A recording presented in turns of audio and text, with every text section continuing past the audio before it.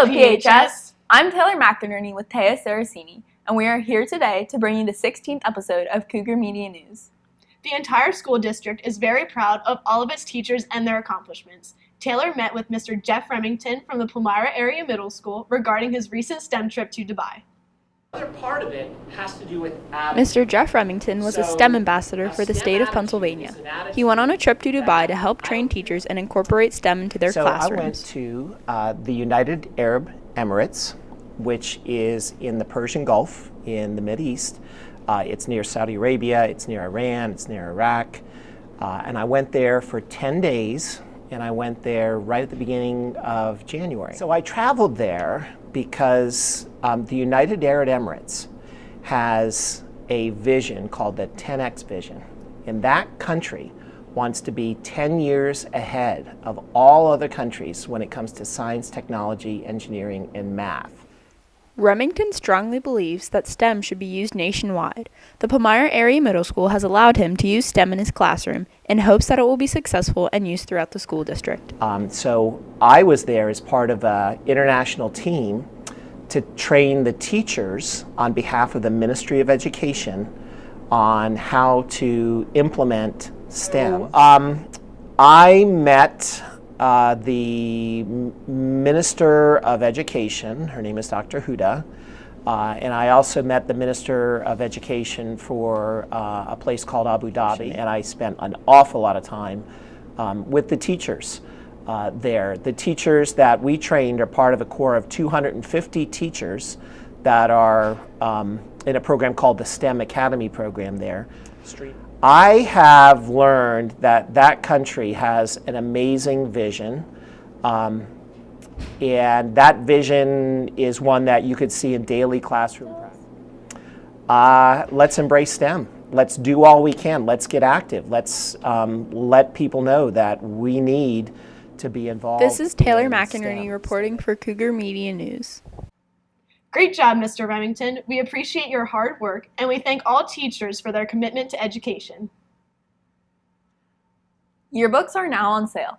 Go to jostens.com by February 8th to order yours for just $68. Yearbook will also be selling carnations during all 3 lunches from February 5th to February 9th. Flowers cost $1.50 and include a message. Red flowers say I love you, pink flowers say you're special, and white flowers say I'm glad we're friends. They will all be delivered on Valentine's Day.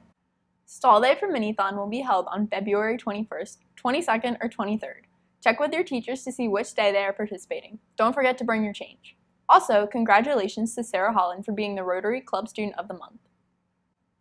And here is Mr. Dowley with the weather forecast for these next upcoming weeks. All right, here we go. We're almost at the end of January here. We reached the halfway point, mid part of January. We're taking a look at where we were as we went through winter, where we're going, because February is our last month of meteorological winter. So taking a look at what happened and where we're going is where we're moving forward. Back when I did my first presentation, I talked about that ridge building in the west and us having Alberta Clipper one after another. Well, that was true for most of the winter. But unfortunately, what happened this winter, that ridge to the west built further north up into Canada. So all that warm air rose north. Well, I had to displace all that colder polar air, and that what is the reason why we were so cold from Christmas into mid-January. But moving forward here, what I basically have to see moving on is what are we going to expect for the rest of this winter? Well, what's left for the month of February seems to be nothing but clipper after clipper after clipper. That's what we're going to see this week and also in the next. Probably a little bit warmer temperatures than normal.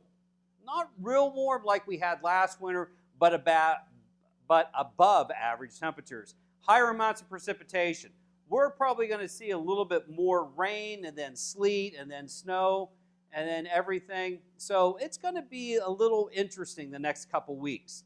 Probably an impulse every 24 to 48 hours for the next 3 weeks until we wrap up with what winter is.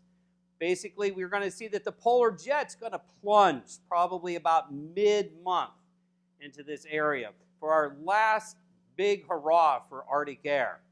That's probably what's going to have the ingredients of a potential storm somewhere if all the players arrive at the field and play the game just right. After that, we're going to see a relatively nice warm-up. And then we get into the month of March. Expect blooming flowers, warm temperatures, and a lot of rain. Thank you, Mr. Dowie. Students will soon be making course selections for the 2018-2019 school year. We went out to find some more information about the new classes that will be available at PHS.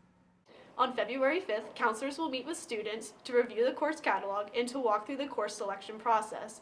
There are a lot of tough decisions for students during the course selection time period, but this year it'll be even more difficult with 6 new courses in the course catalog. We have 6 offerings that students will see available this year to request that they may not have seen in years past. The first being an advanced art class. That course is set up to provide an offering for the advanced art student to do some independent work. We also will have an online version of our career and financial literacy course, which is a requirement for all juniors. Third new course is a Foods 3 class, which is a course that's offered every other year. We also are going to be offering a research in genre-based literature, then 2 dual enrollment courses, one in the area of language arts and one in math. And both of those courses will provide students an opportunity to earn dual credits both here at PHS and through HAC. We just look forward to students having the opportunity to request courses, and just to emphasize that those are requests. Certainly our goal is to meet as many of those requests as possible. Mr. Reisinger also asked students to adhere to the deadline, review the course catalog, and to make good decisions. This is Taya Ceresini reporting for Cougar Media News. Once again, the course selection assemblies will take place on Monday, February 5th. Listen to the announcements throughout the day to see what time your class is meeting in the auditorium. The Super Bowl is taking place on Sunday, February 4th. Andy went around and asked the students of PHS questions about the big game. Probably the Patriots, even though most people won't want that. The Eagles. I'm hoping that the Eagles win. Philadelphia Eagles. I think the Patriots are going to win. I'll have my money on the Eagles. I just hang out with my family watching the game.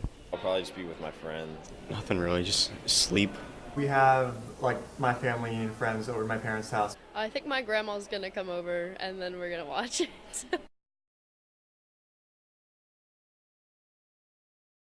Probably wings. Buffalo chicken dip. I would say Tostitos with salsa. I don't have one in particular, but I'm making a taco dip this year from scratch, so we'll see how that goes. Buffalo chicken dip. Probably pizza. The Doritos, because they're always the funniest. The M&M commercials. Doritos commercials. Definitely Doritos. They always make like the best commercials. Mountain Dew commercials. Most definitely the Doritos commercials, because they usually are the most unique. The Eagles' defense is better than any other defense really in the NFL, and their run game's super strong, and their offensive line can't be beat. Patriots are trash because they're cheaters. Tom Brady's not the GOAT, and that's just a simple fact. Nick Foles is a GOAT, and if you don't think so, then you can go fly away.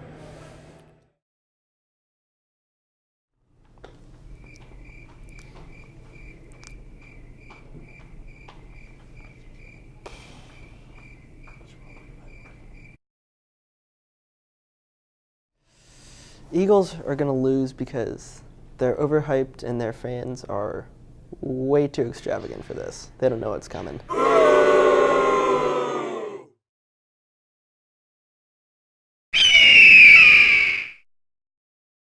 Go to the Cougar Media News Twitter page to participate in the poll and vote for your favorite Super Bowl team. That's all we have for you for this week, PHS. And remember, only 19 more sleeps until President's Day.